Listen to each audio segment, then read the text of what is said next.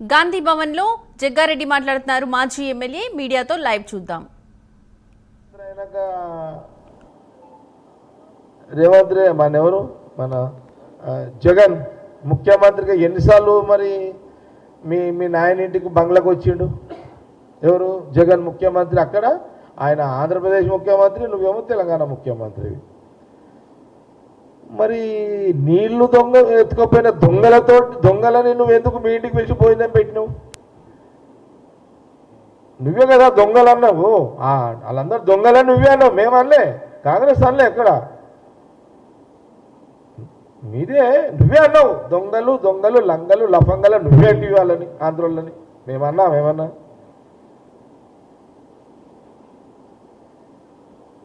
ఏమైంది? లాస్ట్కి వస్తే జగన్ అక్కడి నుంచి ముఖ్యమంత్రి నువ్వు 3 సార్లు పిలుస్తేవి, దర్వాజలో పోయి ఆహ్వానిస్తేవి, శాలువలు కాపుతీవి, లంచ్ తీసుకపోతేవి, తిని పడితేవి. మళ్ళీ నువ్వు ఇక్కడ చేస్తే నిన్ను వాళ్ళకి సిగ్గుచేయడం లేదు, వాళ్ళు నిన్ను పిలిచిర్రు. నీకు పిలిచి ఏమో నీకు తినబెట్టిర్రు.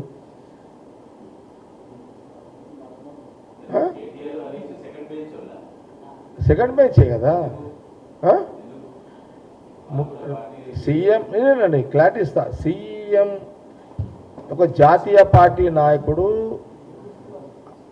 ఒక మొన్నటిదాకా ఉన్న పిసిసి రేవంత్ రెడ్డి గారు తర్వాత ముఖ్యమంత్రి అయ్యాడు. ఇది నేను కేసీఆర్ గారిని అంటలేదు. కేసీఆర్ గారు నంబర్ వన్ ఇద్దరు నంబర్ 1 బెంచ్లే, అన్నేం తేడా లేదు. నేను కేసీఆర్ పర్సనాలిటీ నేనేం తక్కువ చేయను, చాలా బిగ్ పర్సనాలిటీ. మాకు ఆ జ్ఞానం ఉన్నది కాంగ్రెస్ వాళ్ళకు, మీకు లేకపోవచ్చు పిల్లలకు జ్ఞానము, మాకు ఆ జ్ఞానం ఉన్నది. మేము ఎప్పుడు కూడా కేసీఆర్ని తక్కువ చేసి మాట్లాడతలేడు ఇక్కడ జగ్గారెడ్డి. కేసీఆర్ గారు very big personality, no doubt. కానీ మా ముఖ్యమంత్రి మాజీ పిసిసి రేవంత్ రెడ్డి గారు కూడా ఒక జాతీయ కాంగ్రెస్ పార్టీ.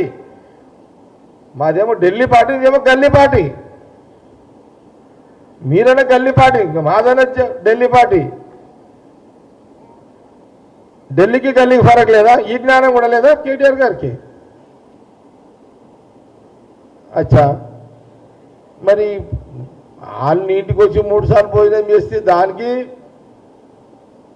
లెక్క చెప్పు. మరి మీరు పోయి మీ నాయన పోయి ఆడ తిన్నాడు, రాయలసీమలో పోయో ఆంధ్ర దిక్కు ఎక్కడ పోయి తిన్నాడు.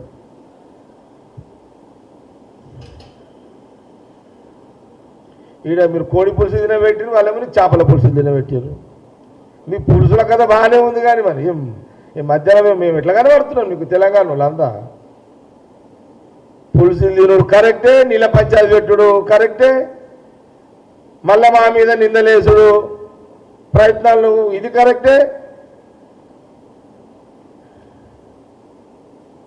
అరే ముఖ్యమంత్రి రేవంత్ రెడ్డి గారు గడ్డం పట్టుకొని చెప్తున్నాడు, ఆయన మీకు రండిరా నాయన, అసెంబ్లీకి రండి, ఆడ బంగ్లా ఉంది, వచ్చి చర్చ పెడదాము, ఏదైనా ఉంటే సలహాలు ఇవ్వండి.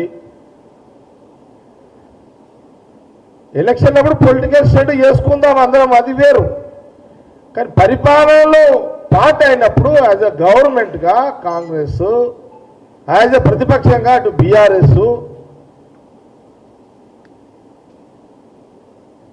డిబేట్ ఉంటుంది, మాట్లాడదాము, సవరణలు ఉంటాయి, ఎన్నో ఉంటాయి.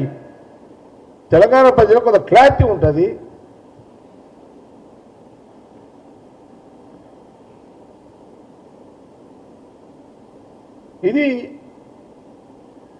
ఇది అసలు విషయం. ఇది నేనేమంటున్నా చారి, ఒక్కటే విషయం అది పెట్టుకోండి. అసెంబ్లీ లేదు, అసెంబ్లీ అనేది ఇప్పుడు ఎమ్మెల్యేలం కదా, ఎమ్మెల్యేలు అసెంబ్లీలో కూర్చుంటారా లేకపోతే ఆడ కళ్ళ దుకాణంలో కూర్చుంటారా? కేటీఆర్ కంటే పాపం వదిలేసేయి, ఆయనకు ఇంకా మెచ్యూరిటీ అయితే లేనట్టుండు.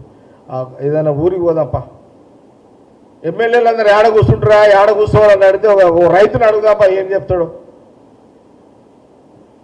అంటే ఒక మారుమూల ఒక రైతుని అడిగితే ఆ ఎమ్మెల్యేలు ఏడ కూర్చుంటారంటే అసెంబ్లీలో కూర్చొని మాట్లాడతారు అనే ఒక జ్ఞానము ఒక మారుమూల గ్రామ రైతుకో, ఒక మామూలు సాధారణ కూలి చేసి ఒక రైతుకో ఉన్న ఆలోచన కేటీఆర్ గారికి ఇతను లేకపోవడం ఏంటి? అసెంబ్లీలో కూర్చుంటే అందరు వింటారు కదా.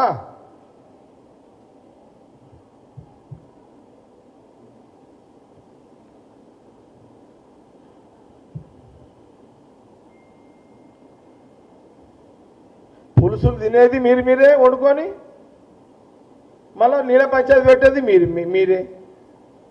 ఇదెక్కడ న్యాయము, ఇదెక్కడ పద్ధతి, ఇదేం ధర్మము, ఇదేం లెక్క, ఇదేం పత్రము.